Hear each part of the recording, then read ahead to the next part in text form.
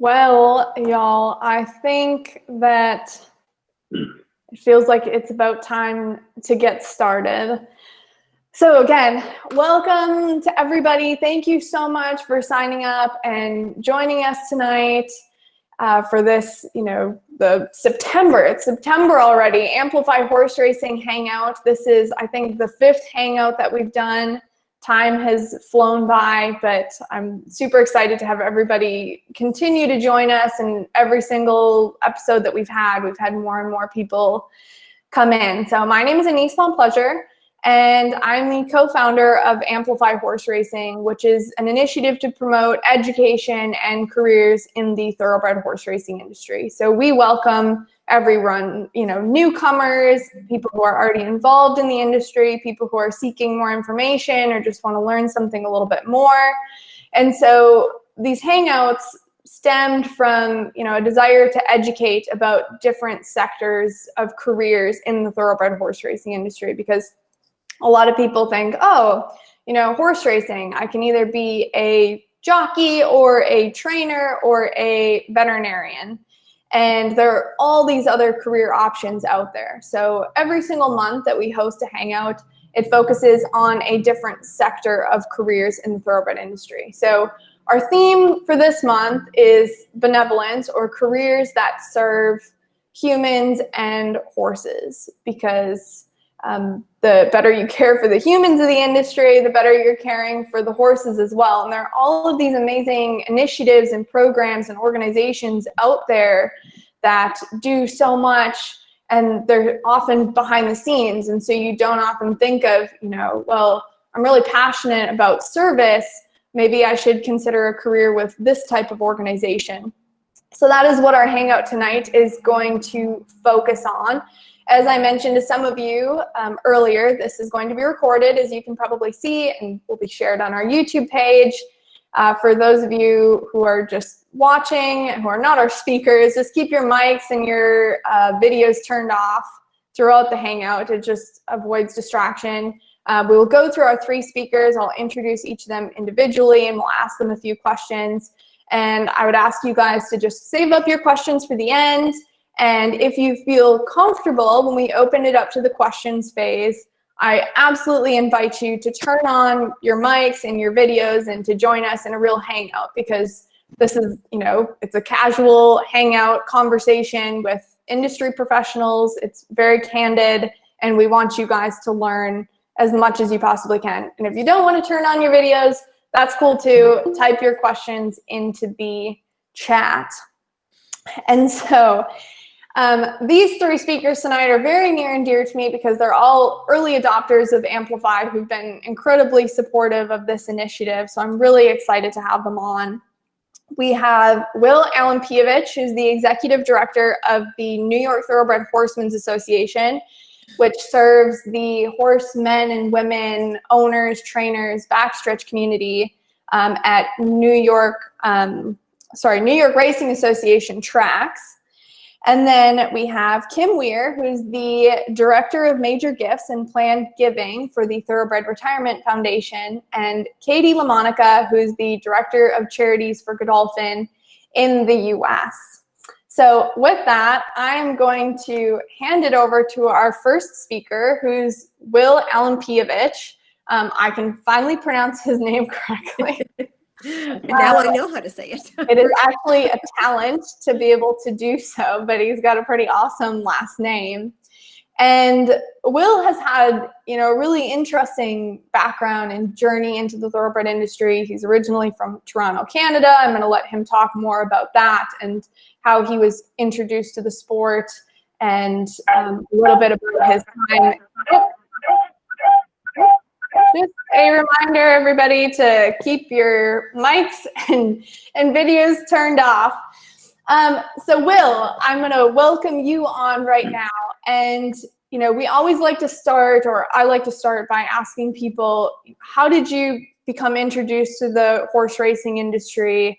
And give us a synopsis of your educational and career pathway that brought you to the point that you're at now. And I'm going to add to our attendees tonight, you don't have to, there's not just a single way of, one single pathway of getting this education to work in horse racing. You're going to see through all of our speakers that they've all come from very different backgrounds. They've all had incredibly different experiences and different jobs along the way. So Will, kick us off and tell us a bit about your journey into the horse racing industry. Great. Thank you, Anise. Hi, everyone. Appreciate the opportunity to be here today, and I really appreciate everything Amplify is doing. You said a few things that really hit close to home when you did the introduction of the purpose of the Hangouts and the jobs. I had no introduction to the horse racing industry. So I grew up just outside Toronto and in a suburb, and Woodbine was our home track. And so I'd go with my family to the track. We'd go a couple times a week. We'd watch the Thoroughbreds at Woodbine, and then the Standardbreds at Woodbine or Mohawk or Greenwood. Horse racing is really huge in Toronto. Toronto's very multicultural, and horse racing really transcends basically almost every culture. And I still remember the first time going to the track and seeing the winners go to the winner's circle and get their picture taken, and like the exuberance that they had. And I just decided that that's something I wanted to do. From the onset, I really got interested in horse racing from the competitive aspect of it. I enjoyed handicapping. I enjoyed reading the program. I enjoyed picking winners. I liked cashing tickets, even as an 8-year-old, 9-year-old. So I soon found myself going to the racetrack by myself, sneaking in, telling the people at the gates that my father was inside and my mom dropped me off. And I would give someone $20 and I'd get a betting voucher and do some illegal things that I don't condone. But I think it just articulates my overwhelming fanaticism for the industry. And I did get a job at Woodbine working in their admissions department. I had a friend who was working as an usher and at the gates. So I was an elevator boy for one summer, and everyone that came in the elevator that was well-dressed, I basically asked them questions, and I had a thirst for information. I just wanted to learn everything about the industry. I wasn't sure what I wanted to do, but I wanted to go to the track every day. So when I graduated high school, I went to university and I focused on economics and financial management. I got my degree, still went to OTBs and racetracks all over Ontario. Still handicapped, played the races, was able to get involved in a small, in a few small ownership situations with two very good friends of mine that I still own horses with. One is a trainer and one's a farrier. And I decided to do my master's in economics, and I quit. I decided to just leave after a semester, go back to Toronto. I was out in Vancouver at Simon Fraser University. I realized I would never be happy after doing some co-op jobs that I strongly encourage everyone to do, is to test the waters, do some internships. And I worked for the public sector. I worked in the private sector. I had a finance job.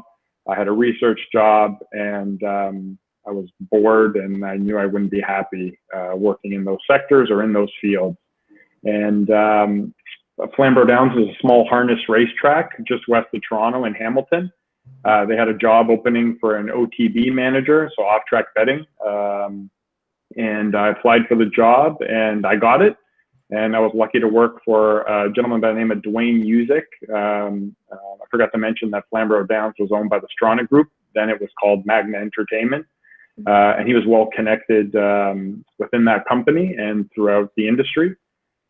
He left after a year. I took his position, and I was there for 3 years before I left, learning all aspects of the business side of racetrack management. So mutual staffing, takeouts, how racetracks make money, how they share the money. The whole ecosystem is totally, our whole ecosystem is totally dependent on gamblers. And I learned basically, it was a crash course and learned all aspects. One thing that I would recommend is working for a small track might not seem sexy. I worked for NYRA, not really jumping out, but I worked for NYRA for about 5 years, and now I work for NIFA. I joined earlier this year.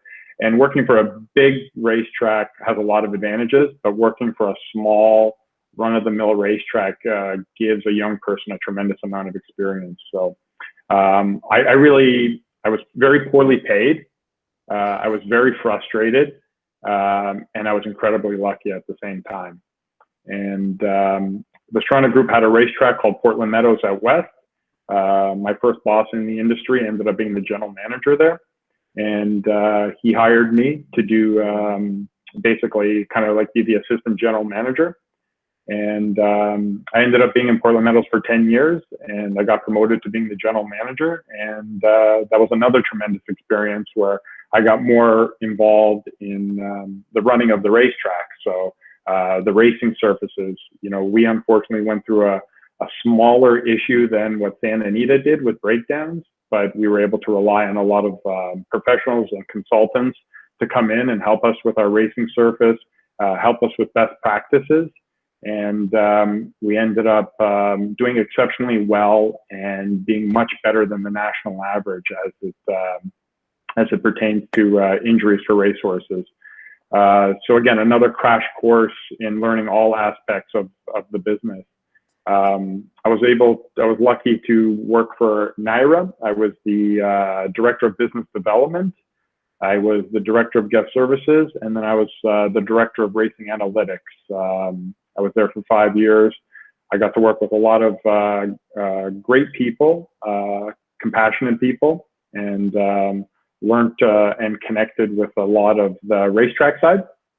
I volunteered my time and was able to be on the BEST board. The BEST is the Backstretch Employee Services Team of New York. They provide an unbelievable amount of benevolence to the backstretch. They run the clinics. They provide food. They provide clothing. They provide counseling. All type of unbelievable services for the people. And so I've been a BEST board member for about 5 years as well, just over 5 years. And earlier this year, I switched to NIFA. NIFA is the New York Thoroughbred Horsemen's Association. They had a vacancy in their executive director job, and I applied for it, and thankfully I got that job. One of the things, so it's very untraditional, my path towards benevolence, because as you can see, it seems like I was focused on betting, racetrack management, but just being involved in the industry. So I own some standardbred horses myself. I've owned a couple thoroughbreds, and that type of camaraderie is exceptional, and that's the thing that really gets me going. And so you know, we focused a lot on our COVID response. You know, it's still very important and it's still out there. We partnered with NYRA, BEST, and the Racetrack Chaplaincy Association of New York, Chaplain Umberto. And we provided care for the people who provide care for the horses. And now that that's kind of subsided, it's still prevalent, but I'm able to focus some of my efforts on some other things, special projects, and focusing more now on the benevolence, so to speak. And so one of the things that, you know, for our audiences out there who are new to the thoroughbred industry, one of the things you're going to find that is overwhelming when you get started and you'll kind of catch on is that the thoroughbred industry loves acronyms. So you heard NYRA, NIFA, BEST, you'll hear TRF tonight. And so NYRA, the New York Racing Association, is the body that's in charge of running 3 tracks in New York, which is Aqueduct, Belmont, and Saratoga Racecourse. You know, as you just heard, Will explained NIFA and BEST. So that can all be a bit confusing, but to clarify some of that, Will, can you just explain some of these different bodies in New York? So that it can be confusing because there's the chaplaincy, BEST, NIFA, and NYRA. And so can you just explain that a little bit and how each of those groups are different, but then how they ultimately work together to make racing happen in New York. Yeah, absolutely. So the New York Racing Association, NYRA, NYRA, they have the rights or the contract, so to speak, to run Saratoga, Aqueduct, and Belmont. They have agreements with NYSA, the New York Thoroughbred Horsemen's Association, on race days, scheduling, post times. We consult on, the classes of races. So from an advocacy position, NYSA is very important with the racetrack. NYSA is actually funded by purses. So getting back to betting in that ecosystem, it's tremendously important for the racetrack to put on a good product, and for horsemen and women to enter their horses. Because if there isn't a lot of good betting opportunities, then NYRA doesn't make money, neither do the people who own the horses, and neither does NYSA, the association. So NYSA itself is very small in East. We have a staff of 5, including myself. We have a board of directors and a president. They're all elected. Joe Applebaum's our president, and we have 5 owners and 5 trainers on our board. Different states have different makeups. In California, there's the TOC, the Thoroughbred Owners of California, and the California Trainers. Those are 2 separate organizations. So the racetracks in California have to negotiate with both. Whereas over in New York, the Thoroughbred Horsemen's Association represents owners and trainers collectively. Other jurisdictions also have a Horsemen's Benevolent and Protective Association, so more acronyms, HBPA. So we're a very small organization. We're funded through purses, and we spend almost all of that money on benevolence.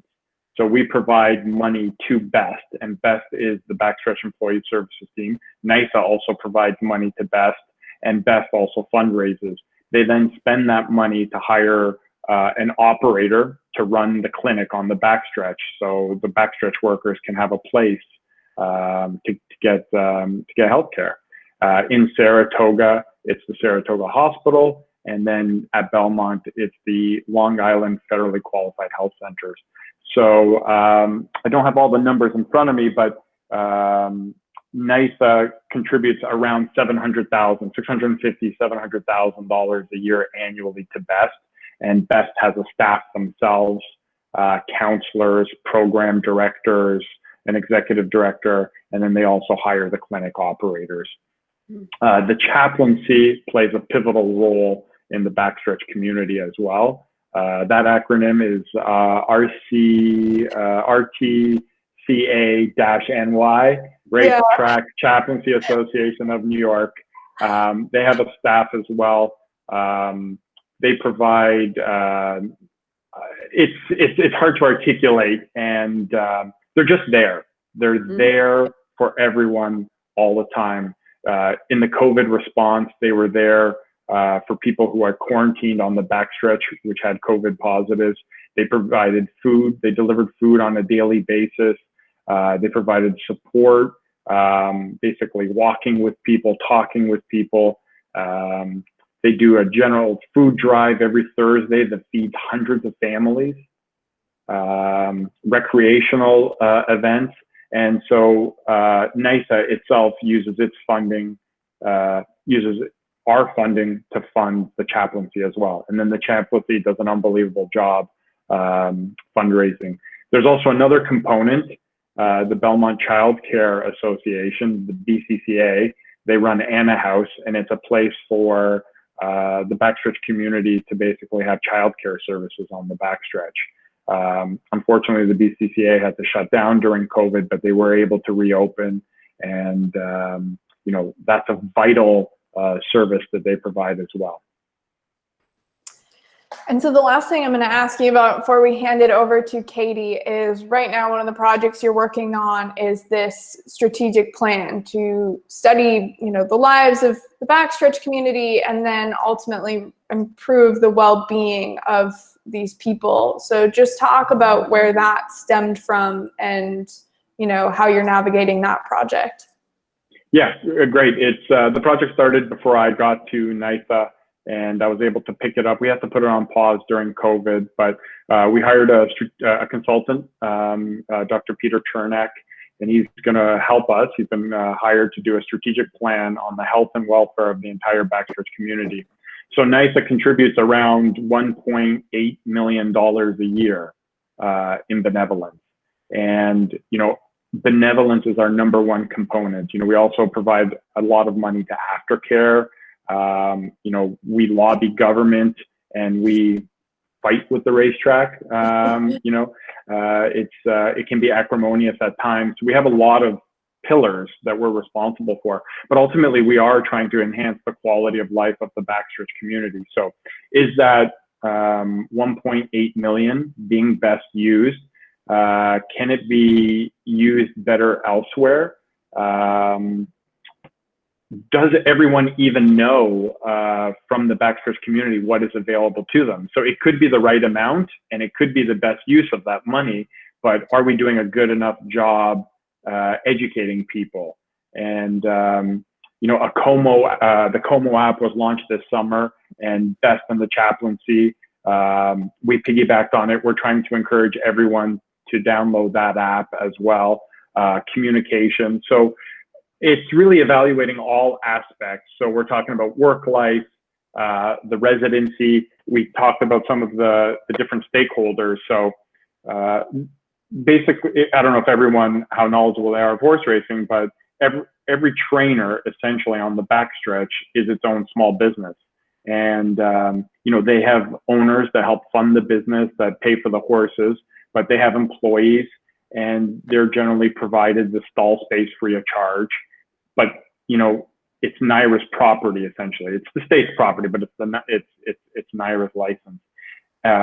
You know, there's rules that you have to follow, and then there's dorms. And so NYRA then has an enforcement component to make sure, right?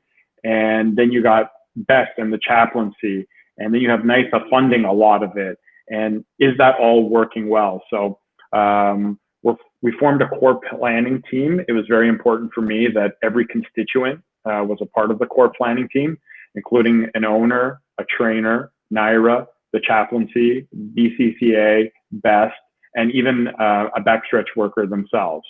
And so the core planning team is going to guide Dr. Peter Chernak and his team, and we're going to get down to the bottom of it, because right now I would say we don't have enough people working on the backstretch. Mm-hmm. And is it because the pay isn't good enough? Is it because the quality of life isn't good enough? Is it because the dorm rooms aren't good?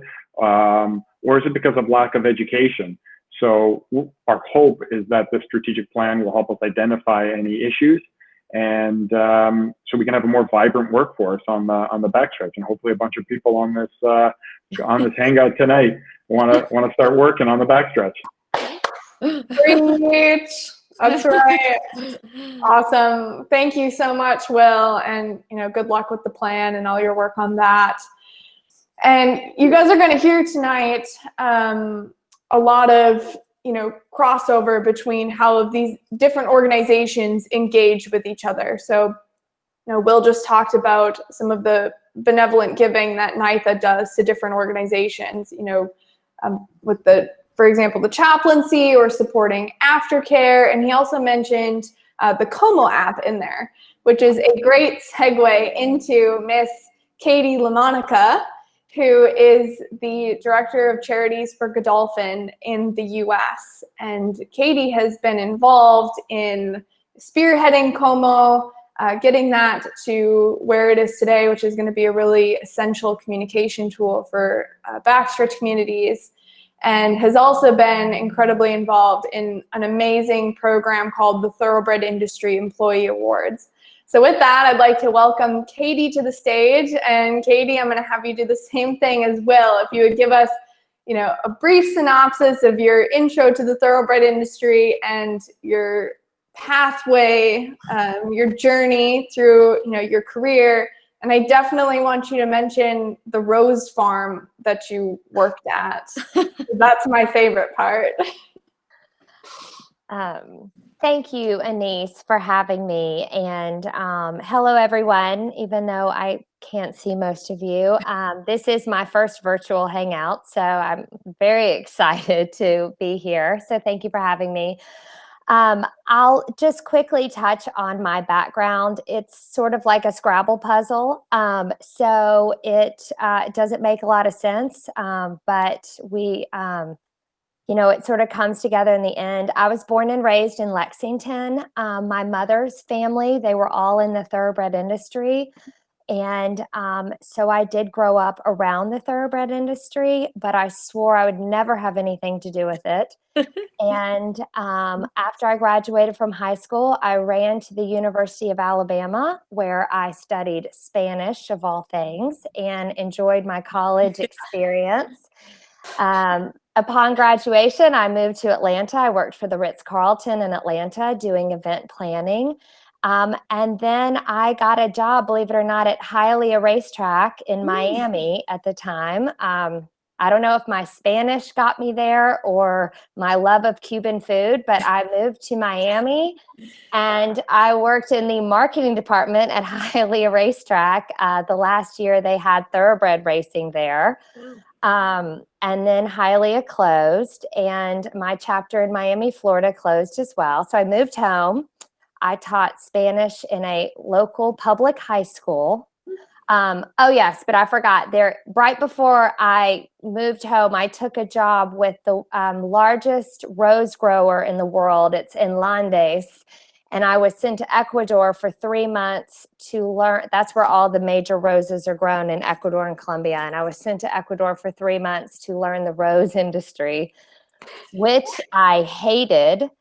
So after my tour of Ecuador was done, I decided to leave that career path and return to Lexington. I taught Spanish briefly in a high school, quickly realized that was also not my pathway. Then I got a job at TOBA, which is another acronym for you all, but it's the Thoroughbred Owners and Breeders Association. And this was a great job. I traveled around the country to racetracks and did something called a new owner seminar. We would host these before big race days at racetracks and tried to get people into the thoroughbred industry. We would have jockeys and trainers and syndicate managers and just a lot of information. So people would come to the seminar and then they would enjoy a day of racing and hopefully be hooked by the end of it. It was a great job. I got to travel to a lot of racetracks where I would never go. And then I was hired by Godolphin after that. And I've actually been at Godolphin 17 years, which is hard to believe. But so for those of you all, Godolphin is owned by Sheikh Mohammed, who is the ruler of Dubai and vice president of the United Arab Emirates. He is the largest thoroughbred owner in the world. He has roughly 5,000 thoroughbreds in 6 countries. And he is just very invested not only in the racing industry, but in our local Lexington community and wherever he has sort of racing headquarters. So I initially was hired to do marketing for stallions, which falls under the Darley banner. Some of you might have heard of Darley.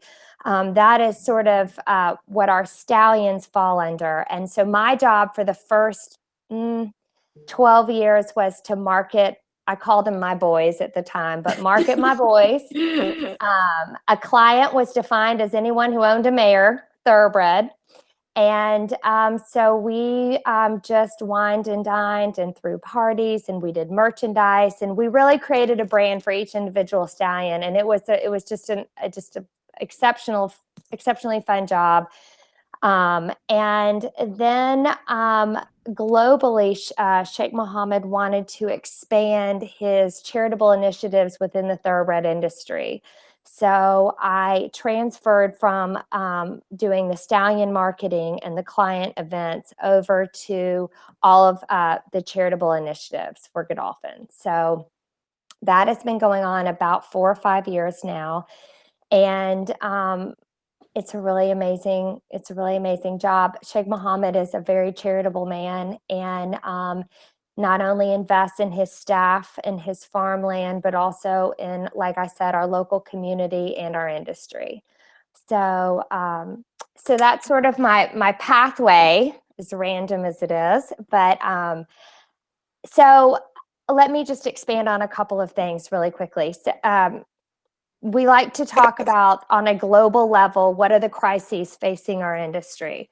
When we all got together 5 years ago, the major crises facing our industry was aftercare. You know, unfortunately, we had appeared on the front page of newspapers and in news stories, and we had come to a part where we really needed to focus on aftercare. So we one of our managing directors was one of the founding members of the Thoroughbred Aftercare Alliance that came into play to become an overarching banner for all the aftercare organizations in the country. The TRF is obviously the oldest and most well-known, and I actually have a Thoroughbred sitting out at one of the prisons getting spoiled rotten by an inmate right now. So I'm a huge believer in the TRF and all that they have done, because there is a role for sanctuaries in our industry and the prison programs, but there is also a huge role for all the retraining that is going on. So that was our major focus, not only on a local level, but on a global level. Now we've sort of switched from four-legged to two-legged. In the last couple of years, we started looking not only at the horse, but at the human on the end of the shank, and what was his life, and why were trainers constantly complaining about not being able to get people out, and why were all of a sudden we no longer relevant to our youth. I mean, we are not seen as a viable career option to our youth. And so we started looking at all those things and really just refocusing our efforts from the horses onto the people in the backside. And the two programs that Anise has asked me to talk about, the first one is the Thoroughbred Industry Employee Awards. This is a global program that started 15 years ago in England. Everywhere else except for America, it is known as the Stud and Stable Staff Awards.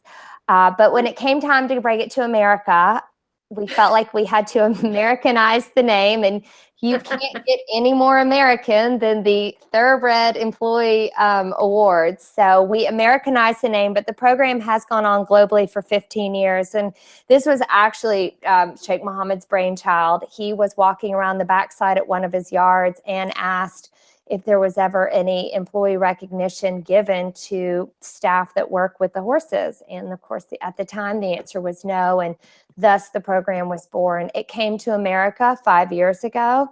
And it is just one of the most special things that I think exists in our industry today. As Will will tell you, as Kim will tell you, the stories that come from the people who work in our industry, you will never find more love and passion for what they do, and really for each other, because they have to look after each other. Mm-hmm. And this program rewards and recognizes the staff that work in our industry. We have 7 different categories. We break them down between our farms and our breeding, our racetrack, our community award winners, and then our administrative and even newcomers who are new in the industry, but are really showing great promise. And people nominate them, and they go through several judging panels. And right now we are in the middle stage. We have finalists in each of our categories. 2, I must say, are from NYTHA. So this year we actually have a winner, Christina. She won the community award this year. And then we have another, Dion, is also a finalist. So NYTHA is being very well recognized for all the hard work that they have done, not only this year, but in years past. But that is a program that Godolphin administers with our partners, the Jockey Club, the Breeders' Cup, the HBPA and TOBA are all partners on this program. And it's just a way to just celebrate our staff and make them feel good and make them feel valued. And it's just one of the most, it's a very, very special program. We award $130,000 between the 7 categories. So not only is it a celebratory, it's also very rewarding as well. The other thing that has been mentioned that Will mentioned, and also Anise, is the Como app. When we started to focus on backstretch and farm workers around 3 years ago, I had all these grand plans and thought I knew what all these workers needed, and we were going to build this and do all these things. And then I started realizing, you know what? I don't really know what all the needs are. So we hired the University of Kentucky research team to do a needs analysis survey of industry workers. They did half farm workers and half racetrack workers in this survey. And the information coming out of the survey was just eye-opening. Once that information came out, we studied it. And the one thing that came about was that there were 2 things, actually. There are existing services that take care of these people in the industry. Those actually do exist. The chaplains are the heart and soul of our backside. But there are also other programs and organizations that do service the backside. The other thing that came out of it was it didn't matter where they lived or what their level of education was or how poor they were. They really all had smartphones. So that sort of gave us the idea of what if we created an app that communicated the people who service these workers with the workers themselves. It would be thoroughbred specific, it would be racetrack specific, or even sort of farm specific. And this would be a way for chaplains or NYTHA or BEST or anybody who services these workers could have direct communication with them through this app. And so we built this app. It is going on 2 years. I've never built an app before, so it has been a work in progress for sure. We continue to tweak it and try to do better, but Como has been well received by most of the industry and is very up and running in California, Kentucky, now New York, and is filtering around to the other tracks. And we built this tool, and I hope that everybody figures out a way to use it for them, because I do feel like it was something that was missing. And hopefully it's connecting people to the services that they need. Absolutely. And thank you so much, Katie. And, Will and Katie both touched on 2 really good points. And, the goal of the Hangouts is, there to be a very frank conversation. And while we want to promote careers in the industry, and it is an amazing place to work, in all honesty, it's hard work, because you're working with horses, and horses need to be cared for every single day. So it's an industry that has long and intense hours. You're working with animals. And so a lot of people can, you can end up going to work every day and there's not a whole ton of recognition involved, which is why the Thoroughbred Industry Employee Awards are so awesome, so important. I've developed a great relationship with Katie when I was working as an ambassador for the awards, traveling to different tracks and promoting the nomination process. And so for everybody on this call right now, regardless of where you are in your stage in the industry, because sometimes we have owners who tune in, and we also have a lot of newcomers. Keep that in mind. Next year, nominate somebody, get that newcomer award thought in your head, get involved in the industry. You could potentially win an award, or you could be really, really instrumental in somebody else's life by nominating them for an award. So thank you so much, Katie.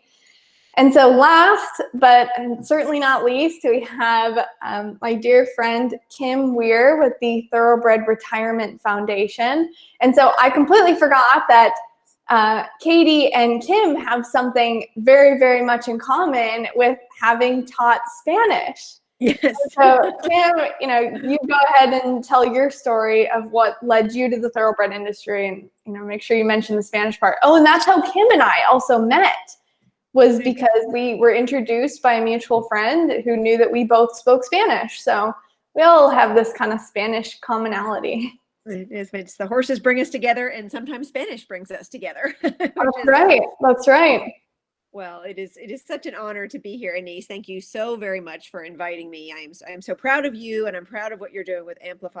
I just think this forum tonight and the platform in general is just such a gift. As I often say, almost every single time I am in a room or even a virtual room with Anise, I will just point and say, "This is the face of the future of our industry," and I'm so proud to be a part of the industry and Amplify. But then I'm just humbled and like starstruck to be on the stage here with Will and with Katie, and just so enjoyed hearing each of your stories. And then because it's kind of fun to be last, because then you get to like do all the dot connecting.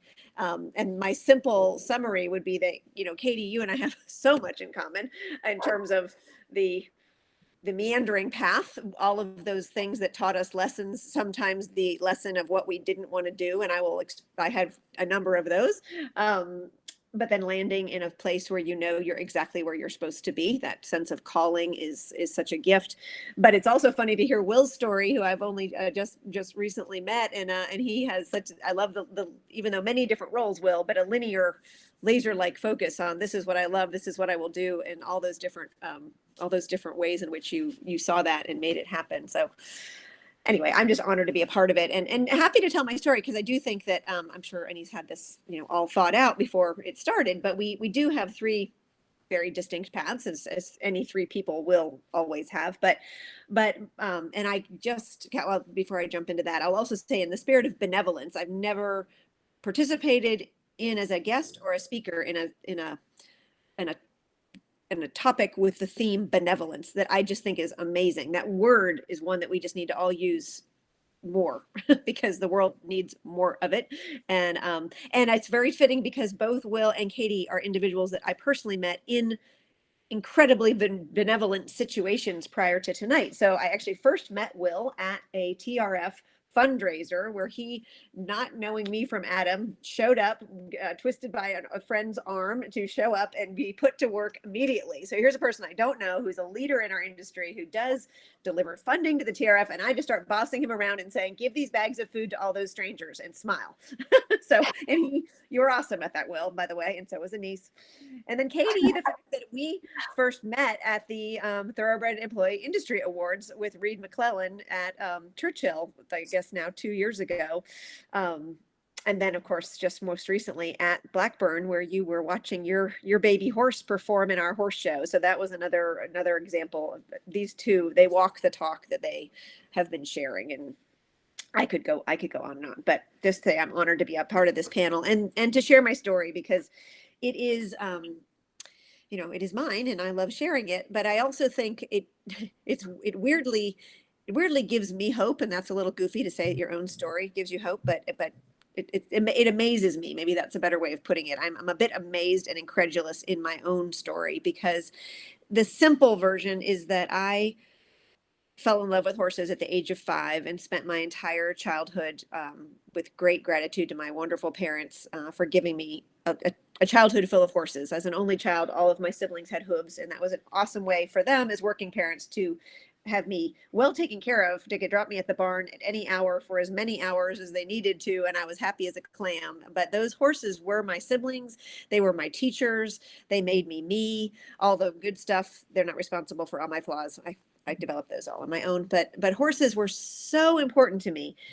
Just they are who I am, and were from a very early age. But then, as we talk about career path, then like life happened, which is I went off to college, and I'll just say I grew up in San Diego, so that's where my hometown is. Wonderful place to grow up, perfect weather, 24, 12 months a year. Great place to ride. And but I was determined to go to the place that looked a lot more like where all my storybooks of horses were, because in California, when you spend your life galloping around in the fields, you are dodging rattlesnakes, sagebrush, and cactus all the time. I wanted to go to those places where all my books showed me these green rolling fields with trees and foxes. And so I found my way to Virginia, which was like my second home. I feel like I lived there in some other life. And I took my horse with me from San Diego, thanks to Mom and Dad, and took Goober, who was a thoroughbred. He'd never raced, but he was a great big 17-2 thoroughbred, my show horse. And he came with me to school where I rode on the riding team at UVA, and continued my life where Kim horses were just one word, which was a wonderful way to have college.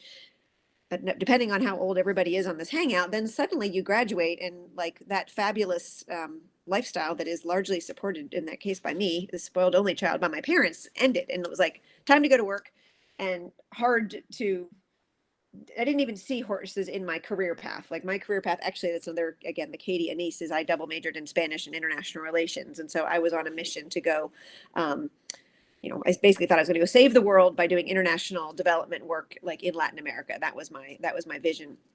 And I'd studied in Spain, which I adored and loved. And in the course of studying abroad, had this sort of epiphany that one does at a young age to think, gosh, maybe I don't need to go fix all the problems of the rest of the world. Perhaps my country has some things that I could work on and be helpful here.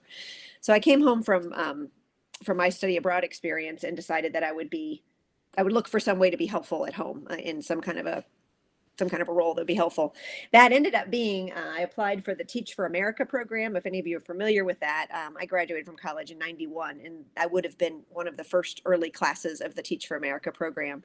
So I applied for that, thinking they would never, ever take me, because I had been so fortunate with the education my parents had provided me at prep schools. Why would they ever hire me to work in an inner city public school, or even if I might get to use my Spanish? So I hedged my bets, and I put in a lot of applications to private schools, which is prep schools, much like where I'd attended. And that's where I ended up. My first job out of school was at an all-girls boarding school where I taught Spanish, Katie, and learned that I loved being in front of a classroom, sort of like today, but I hated grading with a fierce passion.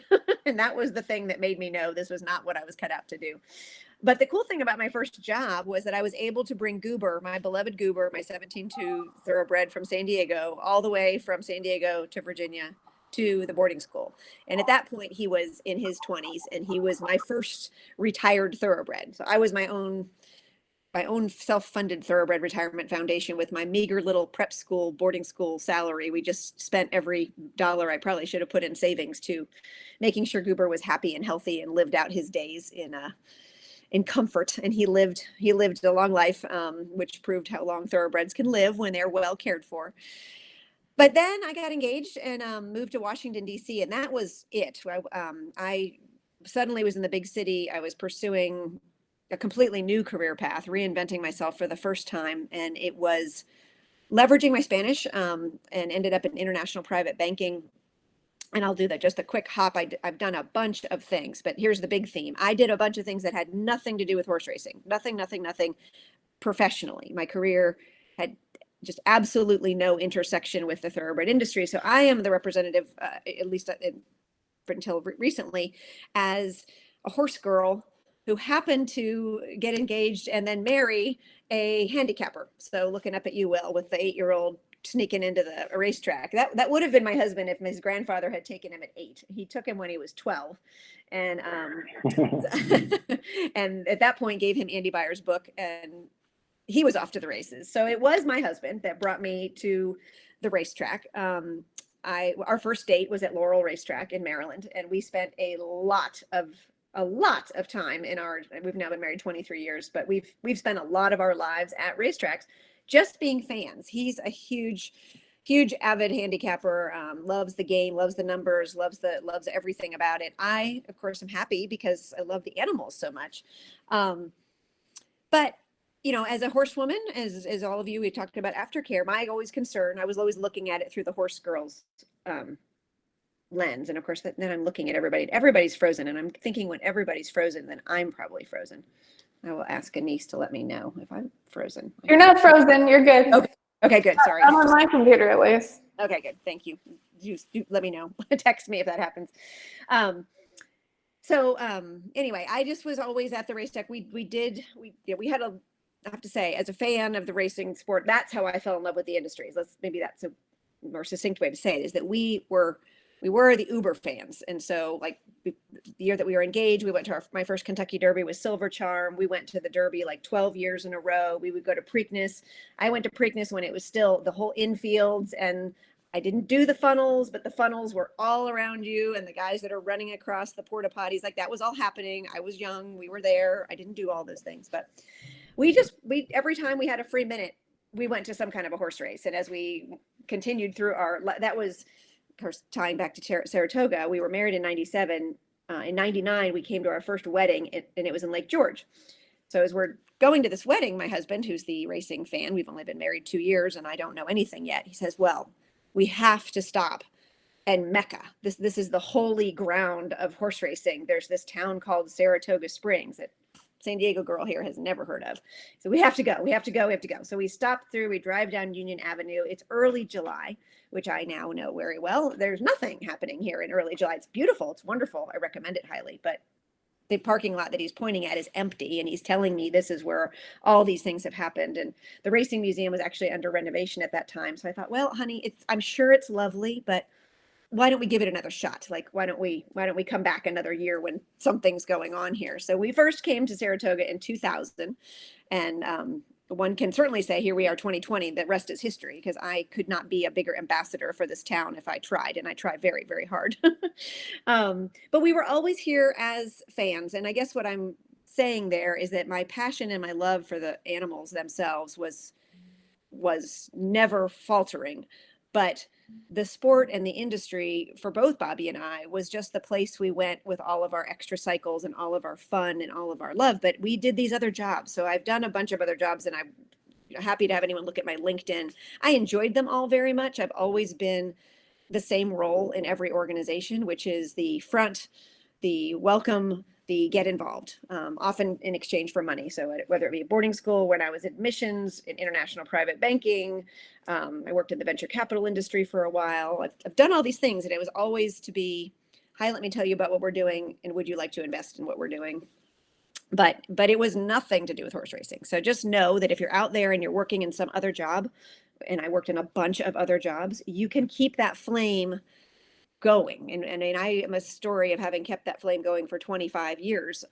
But then we get to the point of how did it all change was one day you make a decision. And it was actually January 1st of 2017 that Bobby and I were walking down. We lived in Old Town Alexandria in DC area.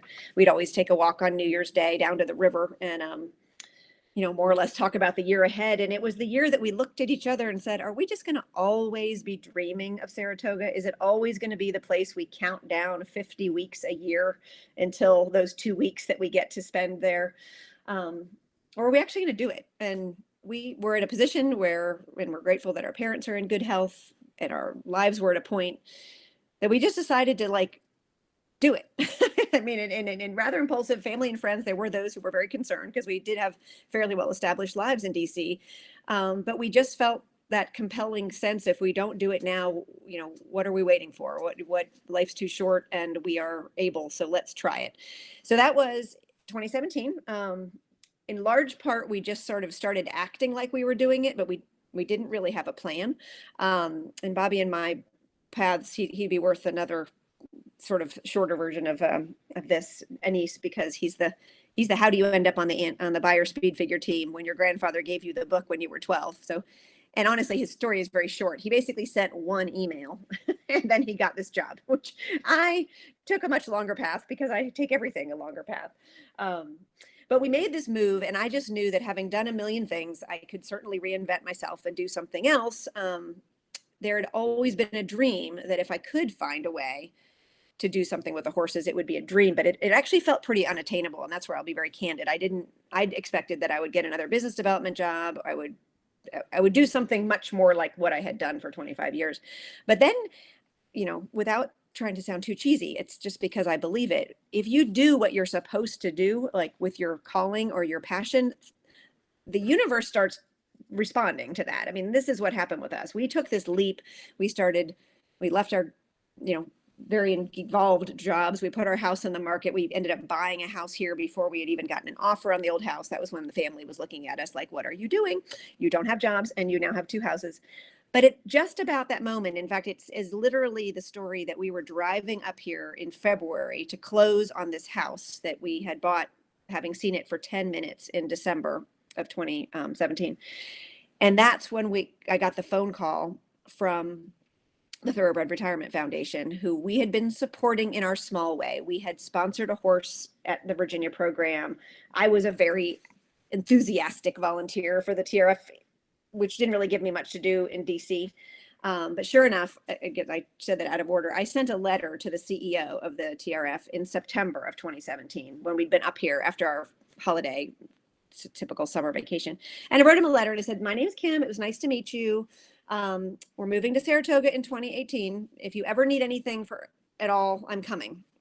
Like, hello. And I never heard anything. Folks are busy, and just know that about charities and nonprofits. They're all running at Mach speed, and it's not that they should ever not respond, but I never got a response. And so instead, I'm driving up here to close on this house in the middle of winter, and it's very dark and very snowy up here. And I get a call from the CEO, and he says, hey, Kim, it's John, like, who I'd met for all of 5 minutes once. I'm like, yeah. He said, well, are you still coming to Saratoga? And I said, well, yes, in fact, I am. As we speak, I'm going to be closing on this house on Friday. And he tells me that this position is now available at the TRF, which ended up being the position that I'm in today. And it's as amazing to me as ever, and every day it's amazing. But it is because I believe, doing what I was supposed to be doing, putting myself in the position where I was supposed to be, and following my heart. And sure enough, the scariest interviews I ever did were these interviews, because it's very, very different when you're interviewing for the job of your dreams than a job that you can do and you'd find interesting. And I had done a lot of the latter and essentially never the former. But fortunately for me, that same John decided that it was worth taking a flyer on this really different creature. Like, I don't blend with my team. I love my team at the TRF. They're an awesome group of individuals, and I hope some of them are watching. I love them. But I came up here speaking this fast with all this frenzy, and I'm just amazed I didn't scare them off in my interview, because that was really my biggest challenge. Bobby, my very understated husband, who's my calming influence, he said, well, when you go to your interview, just be you, but not too much you.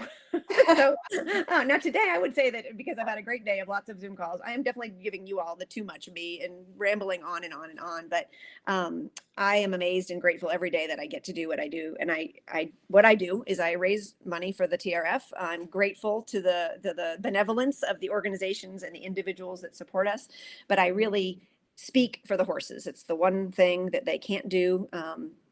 They can do so many magical things, and I use magic in my descriptions of them every single day in every single situation, but this is what they can't do. And this is why I'm so pleased to do it, because of all they gave me. And now I get to give back. And then, just to finish the thought, because I could go on forever, is that then the horses keep giving, and they keep giving in the form of people. And they've given me a niece, and I've gotten to meet Will, and I've gotten to meet Katie, and the journey really does just continue. Because the horses are the lingua franca. We may use Spanish a lot, and Spanish is very handy in the thoroughbred industry, as we've all demonstrated. But horses are the more amazing lingua franca, because they are the ones that, as Will said earlier, up in Toronto, the horse racing is the most international of sports.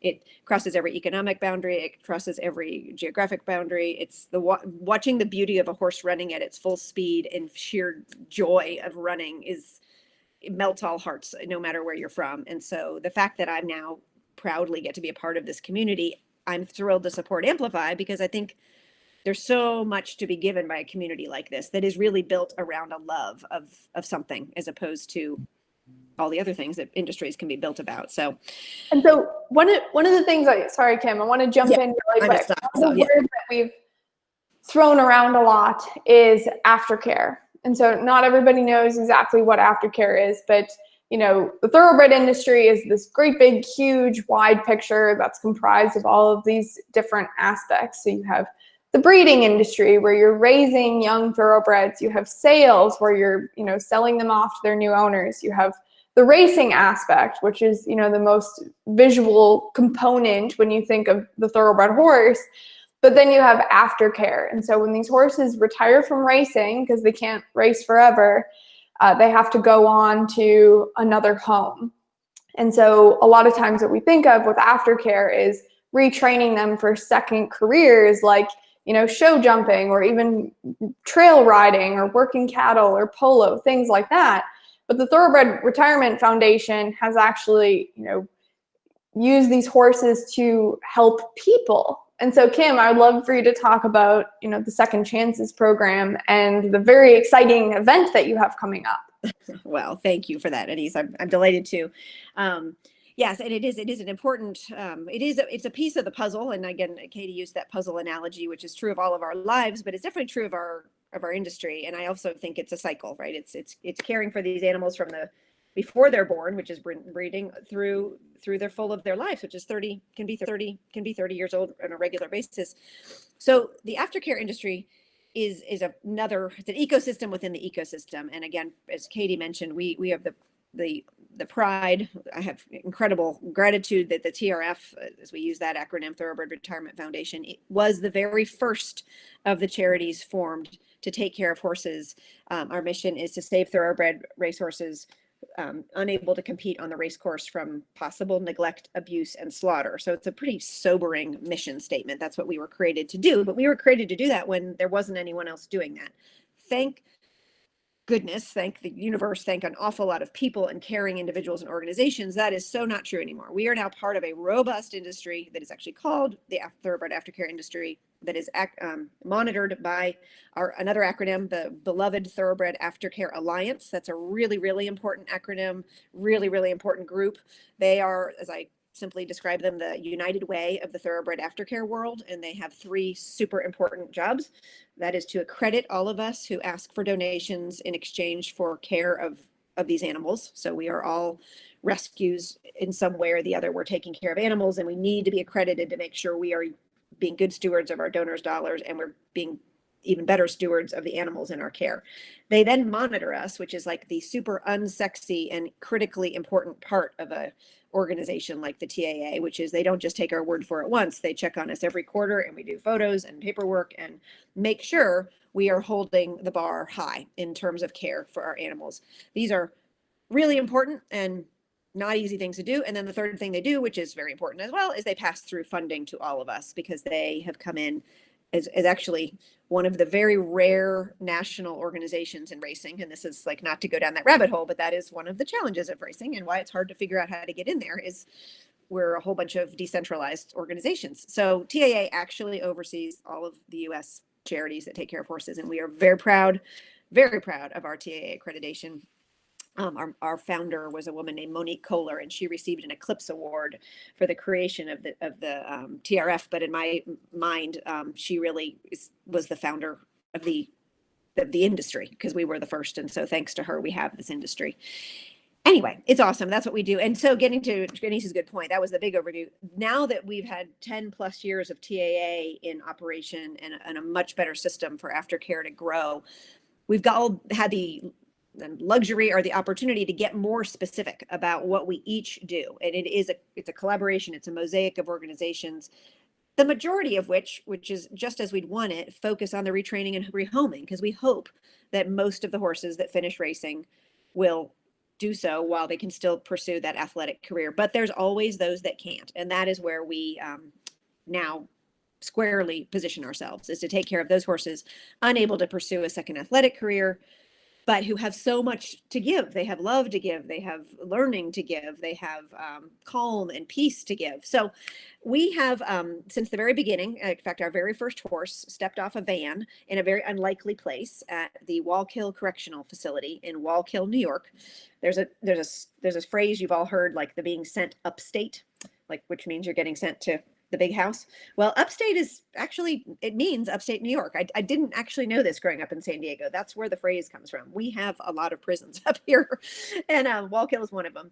So in our TRF Second Chances programs, our horses go to live in correctional facilities. We continue to fund their care, vet, feed, farrier, their livelihood, their safety, but they are used in a vocational training program where they are teaching the men and women, we have prisons for both, skills that they then have the ability to pursue a career in the horse industry and or simply be better people because they've learned everything that being with horses teaches you.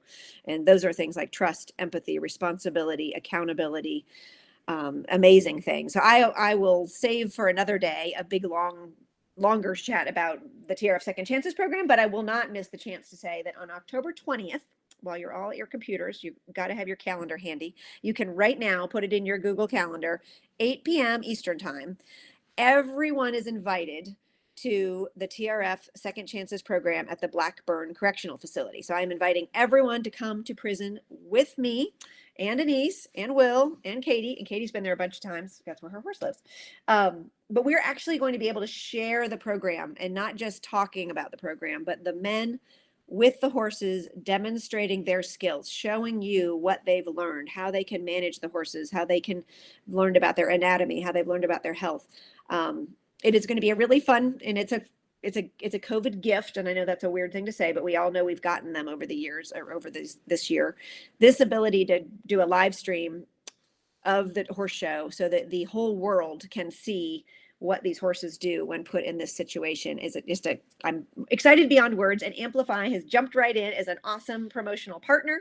And we just want every eyeball, every heart, every mind that cares about horses and horse racing to watch for just 30 minutes on October 20th. And so I hope you will join Anise and I on that day.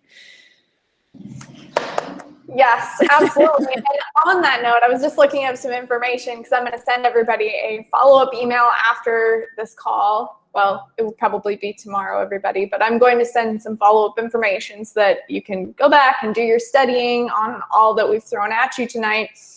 But thank you so much, Katie. And I know I'm so sorry, guys, for those of you who have more questions. We do have to wrap it up because our speakers have dedicated a huge chunk of their night to us.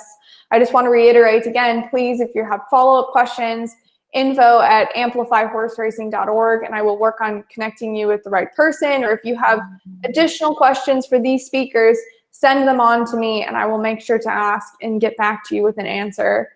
And so with that, thank you guys so much. Thank you, Katie, Kim, Will, for joining us. This is an awesome session. I'm super excited that we got to share this with everybody.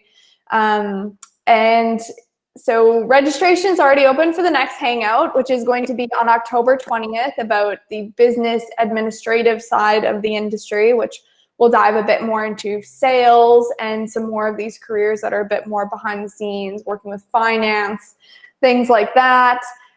Make sure to check out our previous Amplify Hangouts on our YouTube page.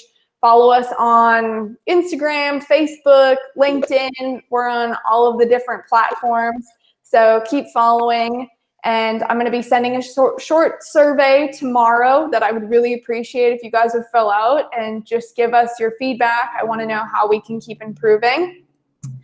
And with that, again, thank you guys so much and have a great night. And I need to show off my Amplify shirt just once because nobody could see my shirt.